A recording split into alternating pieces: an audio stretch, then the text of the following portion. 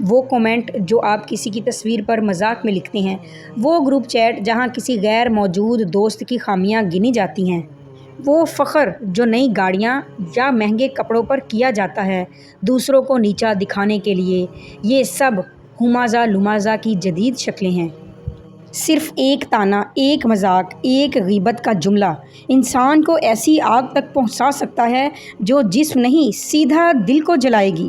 قرآن پاک میں ایک پوری سورت اسی موضوع پر نازل ہوئی اور اس کے پیچھے ایک ایسا واقعہ ہے جو آپ کا دل دہلا دے گا۔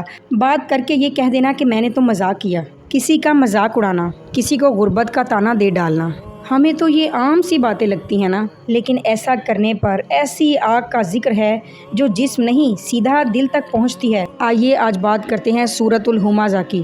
وَيْلٌ لِّكُلِّ ہُمَزَةٍ لُمَزَةٍ۔ امیہ بن خلف مکہ کا وہ رئیس جو حضرت بلال کا مالک تھا۔ امیہ بن خلف حضرت بلال رضی اللہ تعالیٰ عنہ کو تپتی دوپہر میں مکہ کی جلتی ریت پر لٹا دیتا، ان کے سینے پر بھاری پتھر رکھ دیتا اور کہتا، یا تو محمد صلی اللہ علیہ وسلم کا انکار کرو یا یہیں مر جاؤ۔ حضرت بلال رضی اللہ تعالیٰ عنہ اس اذیت میں بھی صرف ایک لفظ دہراتے، احد احد، اللہ ایک ہے، اللہ ایک ہے۔ امیہ